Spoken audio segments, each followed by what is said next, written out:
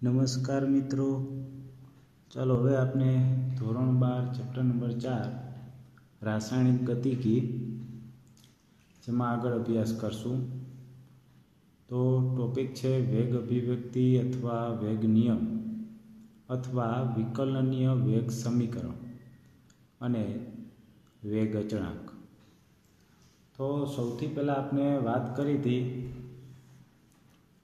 કે કોઈ એક સામાન્ય પ્રક્રિયા લઈએ, અહીં આપણે જે દર્શાવેલી છે AA પ્લસ BB અને નિપજ CC પ્લસ DD। જેવી રીતના આપણે સંતુલનમાં એક જનરલ પ્રક્રિયા લેતા, એ જ રીતના આપણે સામાન્ય પ્રક્રિયા લઈ છીએ ત્યારે સરેરાશ વેગ સમીકરણ અને ત્વરિત વેગ, જેની અંદર આપણે પ્રક્રિયામાં જો તત્વયોગમિતિ એક જ હોય, સમાન હોય, તો આપણે એની તત્વયોગમિતિ વડે કંઈ ભાંગવાની જરૂર પડતી નથી। અને આગળ જોયું કે ઘણી બધી પ્રક્રિયામાં તત્વયોગમિતિ બદલતી હોય, એટલે કે પ્રક્રિયકની આગળ આપણે જે શબ્દ મોલ કહી છે કે આટલા મોલ નિપજ બની, 2 મોલ H2O, 3 મોલ H2O, તો એ 3, 2 જે કાંઈ આગળ આંક હોય છે એ પ્રક્રિયક અથવા નિપજની તત્વયોગમિતિ કહે છે, જે પ્રક્રિયક અને નિપજ બાજુ સંતુલિત અવસ્થામાં હોય છે। તો જો આ તત્વયોગમિતિ સમાન ન હોય તો આપણે એ જે તે તત્વયોગમિતિ વડે ભાંગવામાં આવે છે। જ્યારે વેગનું સમીકરણ રજૂ કરો છો ત્યારે એ તત્વયોગમિતિને ભાંગવામાં આવે છે। દાખલા તરીકે આપણે આનું જ વેગ સમીકરણ રજૂ કરવું હોય, કેનું આપણે જે આ સામાન્ય પ્રક્રિયા લીધી છે, તો એ પ્રક્રિયક છે અને સ્મોલ a છે એ એની તત્વયોગમિતિ છે, પ્લસ બી પ્રક્રિયક છે અને સ્મોલ b એ એની તત્વયોગમિતિ છે, બરાબર। એવી રીતના નિપજ C અને એની તત્વયોગમિતિ એટલે કે C mall capital C, small d mall capital D। ધારો કે આપણે એક પ્રક્રિયા જ અહીંયા જોઈ છે, નીચે એક્ઝામ્પલ તરીકે આપી કે 2 મોલ એનો, તો એ 2 એની તત્વયોગમિતિ થઈ, પછી પ્લસ 1 મોલ ઓક્સિજન વાયુ, તો એ 1 એની તત્વયોગમિતિ થઈ, બરાબર। તો આપણે તત્વયોગમિતિ સમાન હોય ત્યારે વેગ સમીકરણ જોયું, ને આવી રીતના તત્વયોગમિતિ જુદી હોય તો આપણે એની જે કાંઈ તત્વયોગમિતિ હોય, દાખલા તરીકે અહીં 2 છે તો આપણે જો એનું સમીકરણ લખવામાં માઇનસ શું કામ આવે છે એ આપણે ખ્યાલ છે કે પ્રક્રિયકની સાંદ્રતા ઘટે છે, એટલે -1/2 d/dt ઓફ NO, બરાબર। તો આ રીતના આપણે દર્શાવી છે। હવે આગળ આપણે અભ્યાસ કરવો છે વેગ અભિવ્યક્તિનો, વેગ નિયમનો અથવા વિકલનીય વેગ સમીકરણ કેવી રીતે લખાય। જે આપણે વેગ નિયમ જોયો કે કોઈ પણ પ્રક્રિયકની સાંદ્રતા ના પર્યાય પર વેગ છે તે આધારિત હોય છે। વેગ છે મિત્રો એ ખરેખર પ્રક્રિયકની સાંદ્રતાના પર્યાયમાં લખવામાં આવે છે, બરાબર।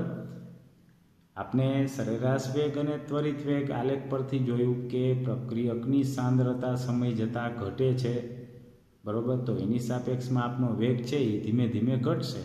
જો પ્રક્રિયકની સાંદ્રતા સમય જતાં વધતી હોય, પ્રતિવર્તી પ્રક્રિયા થતી હોય, તો આપણો વેગ છે એ વધે છે, બરાબર છે।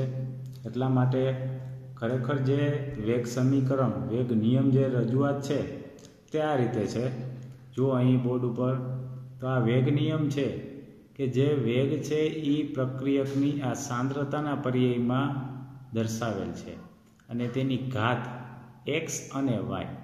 તમને મિત્રો એમ થશે કે એની ઘાત તો સ્મોલ a નો લખાય, બીની ઘાત સ્મોલ b નો લખાય, તો નહીં, સ્મોલ a અને સ્મોલ b જે તે પ્રક્રિયાની તત્વયોગમિતિ છે।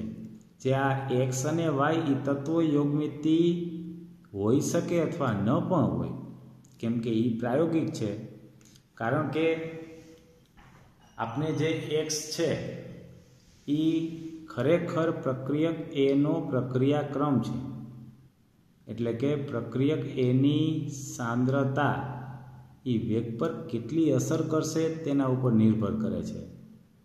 ફરીથી કે આપણે વેગ નિયમની રજૂઆત, વેગ નિયમ છે તે નિયમ પ્રમાણે આપણે વેગ દર્શાવી તો વેગ ચલે છે એની x ઘાત અને બીની y ઘાત, બરાબર છે। સામાન્ય પ્રક્રિયા પરથી જ આપણે એ અને બી લીધા છે, પરંતુ એની તત્વયોગ મિતિ લીધી નથી। ખાસ જોજો મિત્રો, આ જે સામાન્ય પ્રક્રિયા દર્શાવેલી છે તેના પરથી જ આ વેગ આપણે લખ્યો છે કે વેગ એ અને બીની યોગ્ય ઘાતના સમપ્રમાણમાં છે, પણ એની ઘાત છે એ આપણે આ એ અને બીના તત્વયોગ મિતિ નથી લીધી, એને આપણે અલગ કીધું x અને y, કેમ કે સ્મોલ એ બી તરીકે હોઈ શકે અથવા ન પણ હોય।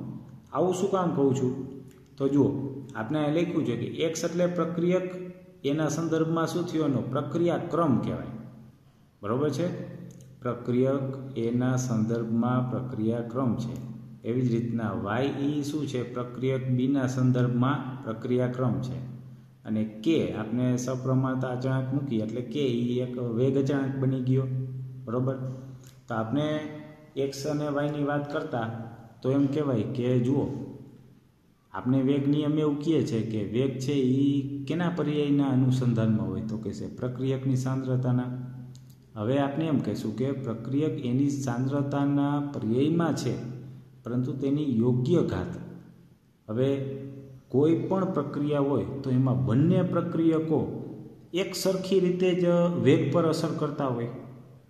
ધારો કે 3 પ્રક્રિયકો છે a plus B plus C, તો એ ત્રણેય વેગને એક રીતે જ સમાન અસર કરતા હોય, બરાબર।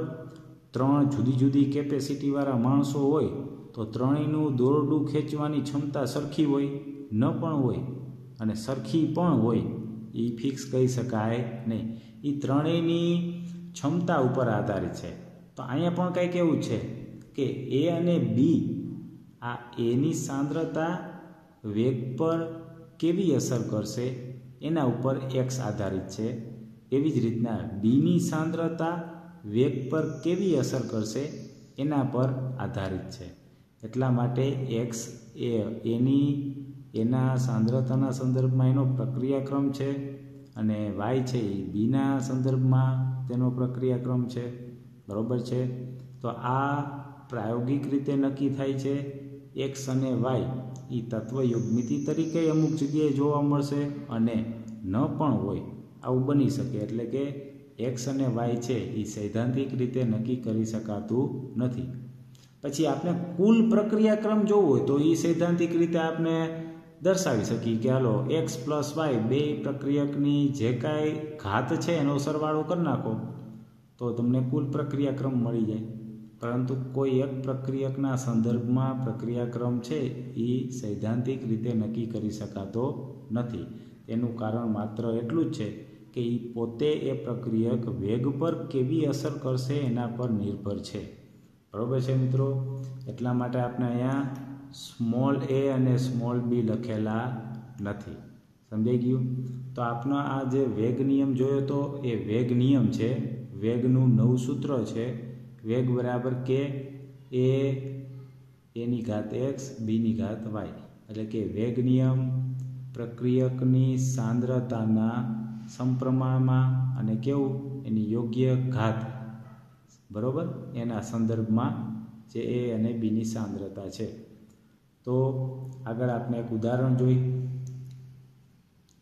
આ ઉદાહરણ જુઓ, 2NO પ્લસ O2 નિપજ બને છે 2NO2। આપણે જે વેગનું સમીકરણ લખી, બરાબર, સરેરાશ વેગ નહીં, ત્વરિત વેગનું સમીકરણ દર્શાવી, ખાલી વેગ બરાબર પણ કહી શકાય, બરાબર -1/2 dNO/dt બરાબર -dO2/dt। હજી બરાબર નિપજના સંદર્ભમાં આપણે સમીકરણ દર્શાવવું તો બરાબર શું આવશે +1/2 dNO2/dt। પરંતુ આપણે જે કહી છે કે વેગ નિયમ છે એ આપણે પ્રક્રિયકના સંદર્ભમાં દર્શાવો છે, એટલા માટે આપણે અહીંયા સુધી લખી, બાકી હજી અહીંયા બરાબર કરીને આપણે નિપજની સાંદ્રતાના વેગ પણ લખી શકીએ। તો આપણો વેગ નિયમ લખી બરાબર, વેગ નિયમ બરાબર કે એનો પ્રક્રિયક છે જેની x તરીકે ઘાત છે 2, બરાબર, આ ડાયરેક્ટ આપણે અહીંથી 2 લેતા નથી, આ પ્રક્રિયા માટે છે. હાલો એની તત્વયોગ મિતિ જ એની જો ઘાત છે, બરાબર. પણ બધી જગ્યાએ એવું જરૂરી હોતું નથી. તો એનોની 2 ઘાત અને O2ની 1 ઘાત આ વેગ નિયમ થયો. આ વેગ બરાબર આપણે આ સૂત્ર લખ્યું. હવે ખાસ જોજો, આ વેગ બરાબર આપણે જે ત્વરિત વેગનું સમીકરણ લખતા આ એ છે, અને આપણે નવા વેગ નિયમ પ્રમાણે આ સૂત્ર લખ્યું. આ વેગ એટલે એની જગ્યાએ આ મૂકી શકો, -1/2 dNO/dt. જો એ ગાણિતિક સ્વરૂપ જ આખું દર્શાવો તો એ વિકલનીય વેગ સમીકરણ થયું. સમજાણું? અથવા O2ની સાપેક્ષમાં લખો કે -dO2/dt બરાબર KNOની 2 ઘાત O2ની 1 ઘાત. તો એ આખું થયું વિકલનીય વેગ સમીકરણ. એટલા માટે અહીં આપણે લખ્યું છે કે અહીં તત્વયોગ મિતિ પ્રમાણે x અને y છે, બરાબર. આ તત્વયોગ મિતિ પ્રમાણે જ x અને y છે. જે આપણે આ ઘાત કહેતા x અને y, અહીંયા સ્મોલ a b કેમ નથી લખ્યા? તો જો અહીંયા x અને y એ કોણ છે? તો કે છે એનોના 2 મોલ છે, તો એ 2 છે. અહીંયા O2ના 1 મોલ છે, તો O2ની 1 ઘાત છે. તો અહીં તત્વયોગ મિતિ પ્રમાણે પાલન થાય છે. પણ બધી જગ્યાએ હવે જો આગળ જ આપણે બીજું ઉદાહરણ જોઈ.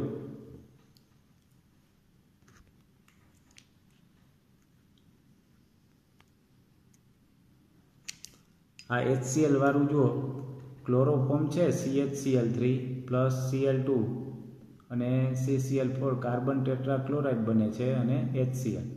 આનો વેગ નિયમ લખી તો વેગ બરાબર કે ક્લોરોફોર્મની સાંદ્રતા તો કે છે ગુણ્યા Cl2ની સાંદ્રતાની 1/2 ઘાત. તો અહીંયા ક્યાં 1/2 છે? નથી. તો અહીંયા આપણે અહીં તત્વયોગ મિતિ પ્રમાણે XY નથી. એટલા માટે બધી પ્રક્રિયાઓમાં એ તત્વયોગ મિતિ પ્રમાણે હોઈ શકે અથવા ન પણ હોય.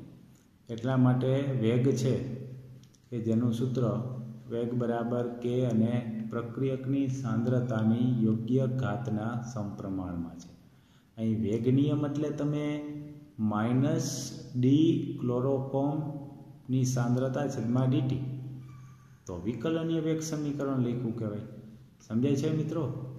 આપણે જનરલ પ્રક્રિયાનું સમીકરણ લખીને -1/a dA/dt બરાબર -1/b dB/dt બરાબર +1/c dC/dt બરાબર +1/d dD/dt. એ રીતના એ વેગ જ થયો. તો એ વેગનું સમીકરણ અહીંયા આપણે ત્વરિત વેગવાળું દર્શાવો તો આપણો આ વિકલનીય વેગ સમીકરણ આખું થઈ ગયું, બરાબર. તો આ બંને ઉદાહરણ પરથી જુઓ, x અને y પ્રક્રિયક A અને Bની સાંદ્રતા વેગ પર કેવી અસર કરે છે તેના પર નિર્ભર છે. જે આપણે વાત કરી કે શરૂઆતમાં જ વેગ નિયમ જે દર્શાવ્યો, બરાબર. આ શરૂઆતમાં આપણે વેગ નિયમ જે દર્શાવ્યો કે વેગ બરાબર ABની યોગ્ય ઘાતના સમપ્રમાણમાં હોય છે. તો એ યોગ્ય ઘાત એટલે x અને y. તો આ x અને y બરાબર છે, જે વેગ પર કેવી અસર કરે છે તેના પર નિર્ભર છે. એટલા માટે x અને y તત્વયુગ્મિતિ હોઈ શકે અથવા ન પણ હોય, જે પ્રાયોગિક રીતે નક્કી થાય છે, સૈદ્ધાંતિક રીતે નક્કી કરી શકાતું નથી, બરાબર છે. એના માટે આપણે સાઈડમાં એક પેલું જે આપણે નાઇટ્રોજન ડાયોક્સાઇડ વાળું જોયું એનું આપણે ઉદાહરણ સમજાવી કે સાંદ્રતા પર વેગ કેવી અસર કરે છે. તો મિત્રો આ જુઓ,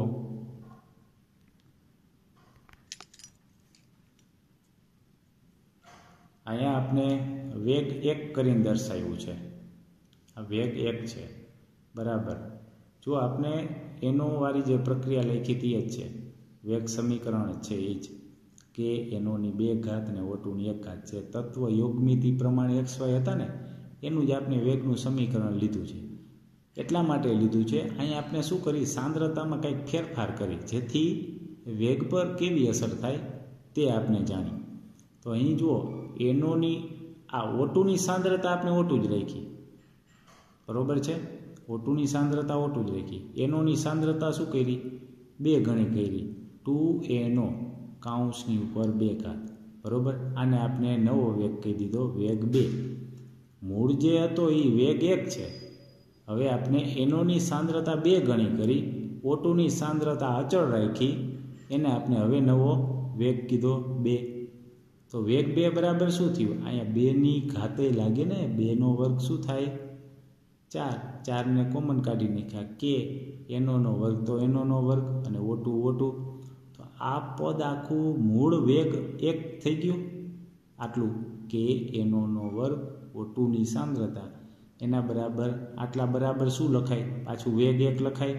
તો વેગ બીજો પછીનો વેગ, અંતિમ વેગ કેવો મળ્યો સાંદ્રતામાં ફેરફાર કર્યા પછી, તો કહેશે પ્રથમ એક વેગ હતો એના કરતાં 4 ગણો થયો. સમજાણું? મૂળ વેગ 1 હતો. જો ફરીથી જુઓ, આપનો જે ઉદાહરણ જોયું એ જ પ્રમાણેનું આ વેગનું સમીકરણ લખ્યું, જેને આપણે કીધો વેગ 1, બરાબર, આ પ્રારંભિક વેગ.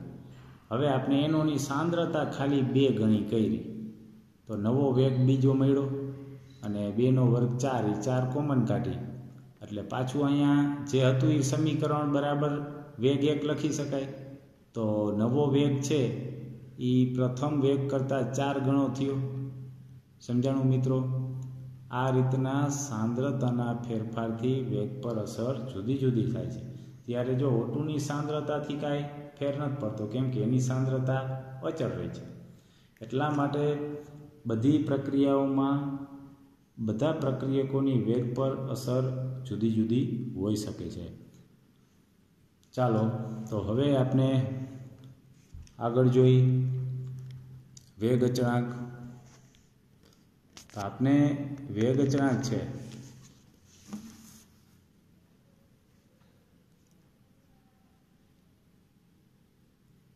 જો વેગ અચળાંક. હવે તો આ વેગ અચળાંક એટલે તો કે કેને કરતા કરી નાખો.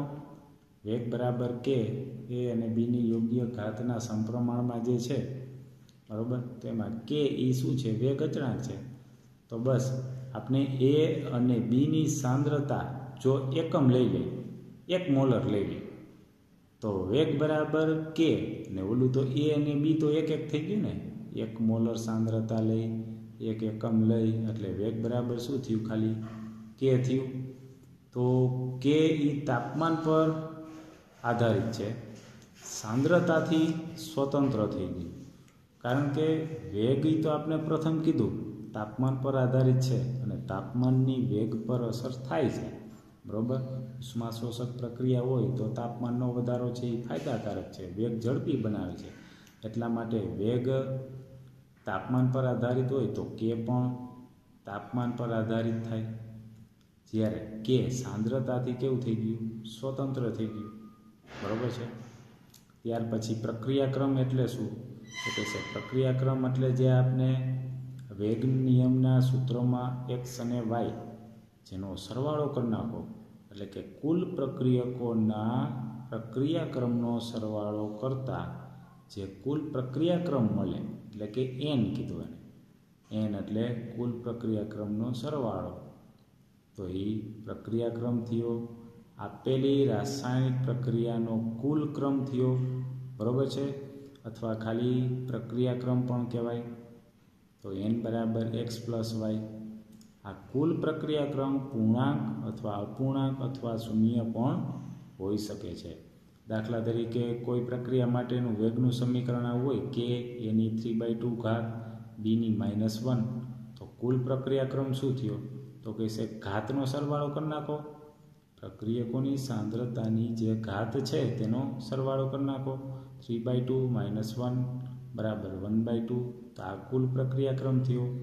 આપેલી રાસાયણિક પ્રક્રિયાનો કુલ આ પ્રક્રિયાક્રમ થયો, બરાબર છે. ચાલો, થેન્ક યુ.